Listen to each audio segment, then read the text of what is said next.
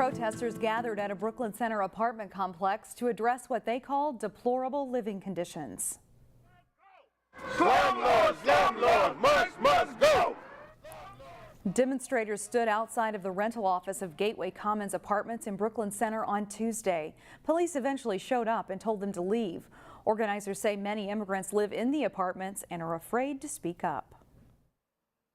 There's been a lot of complaints about mice poop in people's food, roaches infestation, emergency calls at night going unanswered. We have written this management and they are not taking any action to the deplorable condition that the tenants are living in this residence.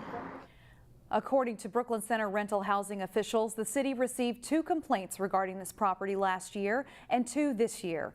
All complaints have been closed out, requiring no additional action. Gateway Commons management sent a statement to CCX News saying, "We have no idea why a group of non-tenants would choose to protest outside of our apartments, but their agenda is not based on the facts. The facts are that we're proud of Gateway Commons, of the work we've done to upgrade and maintain the property, and the support we have among our residents." In Maple Grove, a controversial apartment complex expansion continues to receive pushback. A developer is proposing a 75-unit expansion of the SilverCreek on Main Senior Living Complex. It's located at the corner of Main Street and Weaver Lake Road. However, there's concerns from the neighboring senior living complex under construction. Future tenants of APPLEWOOD POINTE say the proposed SilverCreek expansion would be way too close to their building. They say it's not good planning.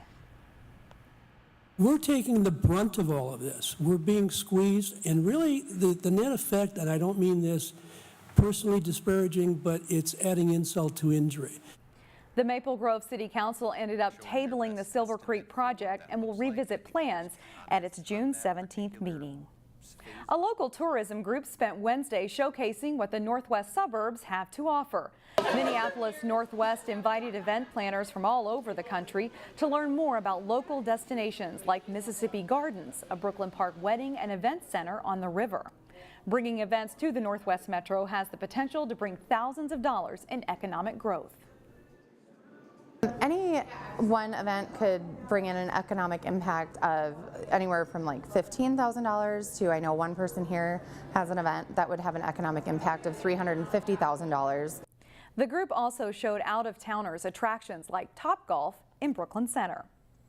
This week's Standout student has learned how to excel in the classroom while playing 3 sports.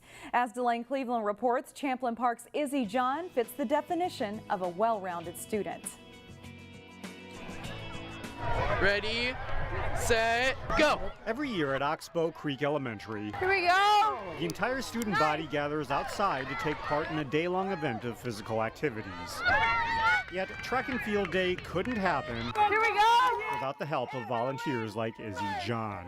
Yeah, it's really fun to just interact with all these ages and see them smile and have fun. Izzy was once a student at Oxbow Creek. First, second, third. And now this 3-sport athlete from Champlin Park High School is taking time to give back. First? Nice. I don't know. But volunteering and sports are only part of Izzy's story. The point of research is to look for patterns. She also excels in the classroom. Impaired, that's the word I was looking for. As a freshman, she signed up for all honors classes and carries a 4.2 GPA. I just find it really cool to be able to know as much as you can and to pay attention and just get the most you can out of all your classes. That mindset has paid off in ways well beyond her report card. This year, she decided to take the ACT early just to gauge where she was at as a student. She ended up getting a 30, but even that high score doesn't satisfy her. No. Yeah, I'm excited to take it after I've gotten more years of schooling and learned more of the content. Right? Meanwhile, Izzy's teachers have nothing but great things to say about her character. She is obviously super smart, but more importantly, she's genuine and kind and a lot of fun. And she has 3 more years to make her mark. Nice job, nice job. But for now, she can act as a role model to these aspiring student athletes at Oxbow. I really like doing these kinds of things with kids. In Brooklyn Park, Delane Cleveland, CCX News. One day, Izzy says she'd like to go to medical school and become a surgeon, but in the short term, she'd like to follow in the footsteps of her older brothers and earn a basketball scholarship. The man who led Oxbow Creek Elementary since the current building opened its doors back in 2002 is calling it a career. Rolf Carlson will step down at the end of the school year. He spent more than 30 years in education, including starting out as a teacher. Hundreds of people packed Oxbow Creek's gymnasium Tuesday night to give him a proper send-off. They also opened a time capsule buried back in 1987, the year Carlson began teaching at Oxbow Creek. You know, to come back and be the principal of a staff that you got to know as a teacher as well was really a unique opportunity for me. So some of the friendships and the colleagues that I've maintained all these years, that's going to be hard to leave, and I hope to continue a lot of those friendships. Parents and students also got to meet Missy Monson, who will be Carlson's successor. In Crystal on Wednesday, there was a sudden spike in arrests. Local grocer Jim Olmstead was cuffed and brought in too. It was all part in good fun as part of the annual jail and bail fundraiser put on by Crystal Police. Money raised goes to the Crystal Police Department and the K-9 unit. Sometimes people will tell me that they want a family member picked up and it'll be a surprise. So the police come and try to, make it a soft arrest, but sometimes it's funny to get the reactions of people. The Crystal Crime Prevention Board hopes to raise several $100s in their annual fundraiser. And we have more on this story and other stories on our website, ccxmedia.org.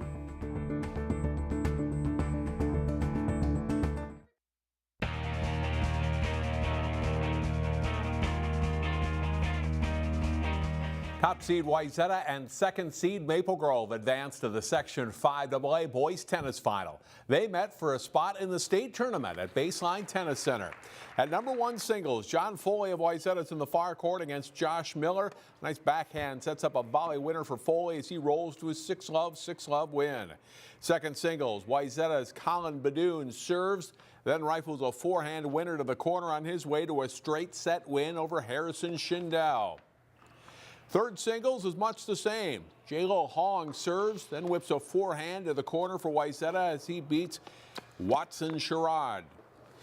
Maple Grove loads up its doubles lineup and it leads to some success. Ryan Reed did serve and Ben Baki with the volley winner as they win in straight sets over Sanjit Shah and Austin Chang at number 2 doubles. Number 1 doubles, Andrew Dumbold serves, Eli Notkin with a nice volley for the win as Crimson take the first set.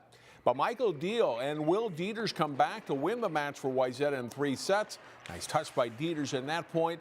WAYZATA wins the section title 6-1 over Maple Grove. Top seed Maple Grove opened the Section 5 4A softball tournament with a 5-1 win over Park Center. As Jay Wilcox reports, the Crimson are looking to build on a strong regular season. After an 18-2 regular season, the Maple Grove softball team is ready to take a shot at a section title. I feel really good. We have a lot of momentum coming from the good regular season being 18-2, so I'm really excited to see how this section's going to be. We have good hopes. I think that our team is really working well together and we have a lot of good chemistry because we've been playing with each other for like a lot of our lives and like our softball careers, so I think we have a good shot because we're working together very well. Yeah, I'd say over the last couple weeks we've really kind of found our groove, kind of got our lineup set kind of, really how we want it, and kids have kind of bought into their roles of what we're looking to do. So we're feeling pretty good right now that we put ourselves in a good spot to at least put our best foot forward in every game. The Crimson know they can count on Ava Dueck, one of the state's better pitchers, but they also have a batting lineup that's been consistently able to score runs. Yeah, knowing we have Ava behind our backs helps us to hit a little bit more, takes the pressure off our shoulders. That and our younger players, our underclassmen, have really stepped it up this year with their hitting, so we feel good about it. Maple Grove's been a regular visitor to the state tournament this decade, but they fell short last season. That memory motivates them. I think we're wanting redemption from last year and that the majority of our team is seniors and we just want to end our careers well. So last year we missed and we got beat right here by Rogers and then tripped up with Centennial up there at Rogers in the elimination game last year. But yeah, it is. It's good. And the competition is great. If you look at our section, you've got Champlin Park, you have Centennial, Rogers, Osseo, Irondale. Everybody there's got pretty good teams right now, and it's going to be a tough go for all of us. There's some good competition ahead in Section 5, but Maple Grove's ready for the challenge. Jay Wilcox, CCX Sports. apparently made their fired. Maple Grove's second-round game against Osseo has been pushed back to Thursday afternoon because of wet field conditions. Champlin Park is the second seed behind Maple Grove in the Section 5 4A tournament. The Rebels had little trouble in their playoff opener. The Rebels hosted Spring Lake Park. Bottom of the first, Alyssa Blaska rips the hit to score her big sister Holly, and the score is tie the score at 1. Alyssa later hit a solo home run in the game. Same inning, Lexi Steffes stroking a 2-0 hit that scores Abby Gilk and Aaron Reardon for a 3-1 Rebels lead. Gilk leads off the bottom of the third for Champlin Park, and this one's gone for a solo home run. Then Holly Blaska leads off the bottom of the fourth. Her high fly ball clears the right field fence for a 6-1 Rebels lead. Gilk powers her second homer of the game. This was a 2-run shot, puts Champlin Park up 8-1 in the fourth. Kiara Harris comes through with her second run-scoring hit of the day as Reardon comes around for a 10-1 Champlin Park lead. The Rebels advance with a 12-1 victory in 5 innings. They host Irondale Wednesday, weather permitting.